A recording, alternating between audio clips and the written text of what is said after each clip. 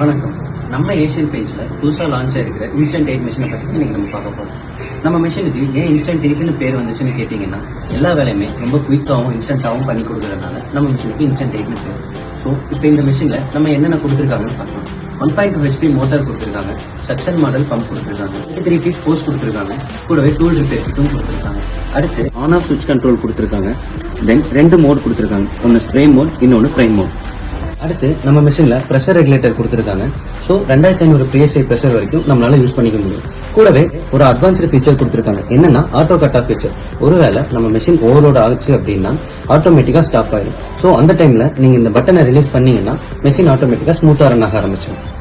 இப்போ நம்ம மிஷினோட வெயிட் எவ்வளோன்னு பார்க்கலாம். டோட்டலாவே ஒரு 7.5 கிலோ இருக்கிற மிஷின் தான். ஸோ நம்மளால எங்க வேணாலும் எப்ப வேணாலும் ஈஸியா கொண்டு வர முடியும். அடுத்து நம்ம மிஷின்ல 360 டிகிரி 4 finger grip gun கொடுத்திருக்காங்க.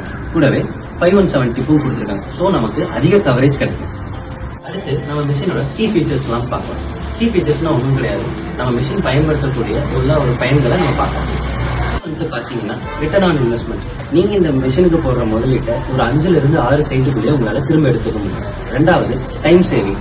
உங்களால நிறைய சைட்டுங்கள்ல நிறைய ஸ்கொயர் ஃபீட்டை உங்களால சீக்கிரமாகவும் ஸ்மூத்தாகவும் முடிச்சு கொடுக்க முடியும். அடுத்து நம்ம மிஷினோட பினிஷிங் பாத்தீங்கன்னா ரொம்ப ஸ்மூத்தாகவும் ரொம்ப குவாலிட்டியா இருக்கும். ஸோ கான்ட்ராக்டருக்கா இருக்கட்டும், கஸ்டமருக்கா இருக்கட்டும், ரொம்பவே ஒரு திருப்திகரமானதா இருக்கும். அடுத்து நம்ம பார்க்க போறது ஸ்பேர்ஸ் அவைலபிலிட்டி. நம்ம அந்த மிஷின் வாங்கும் போது கூடவே வந்துட்டு மிஷினுக்கு தேவையான முக்கியமான ஒரு 4 ஸ்பேர்ஸ் கொடுத்துருவாங்க. உங்களுக்கு வேற ஏதாவது ஸ்பேர்ஸ் வேணும்னா கூட நம்ம ஏபி ஷாப்ல வாங்கிக்கலாம். அது எப்ப வேணாலும் நம்ம ஆர்டர் போட்டோம். அடுத்து என்னன்னா two more in one stretch. அதாவது நம்ம மிஷின் யூஸ் பண்றதுனால அதிக ஸ்கொயர் ஃபீட்டையும் அதிக சைட்டுகளையும் நம்மளால கவர் பண்ண முடியும். ரொம்ப குவாலிட்டியாகவும் ரொம்ப ஸ்மூத்தாகவும் நம்மளால ஃபினிஷிங் கொடுக்க முடியும். அடுத்து நம்ம மிஷின் எப்படி ஸ்ப்ரே பண்ணலாங்கிறத பார்க்கலாம்.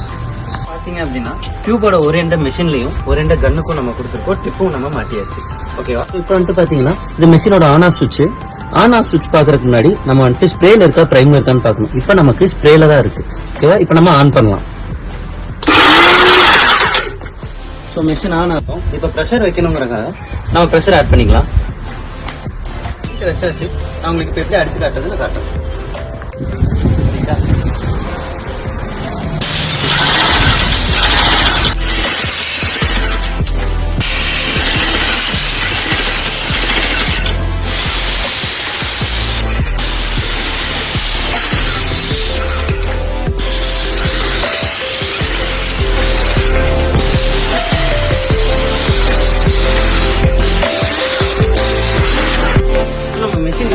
ஏரியாவை வந்து கிட்டத்தட்ட 1-1.5 நிமிஷத்துலேயே நம்ம முடிச்சிட்டோம். ஸோ இதே மாதிரி தான் உங்களுக்கு ஏரியாவாக இருந்தாலும் உங்களுக்கு சீக்கிரமாக கவர் பண்ண முடியும்.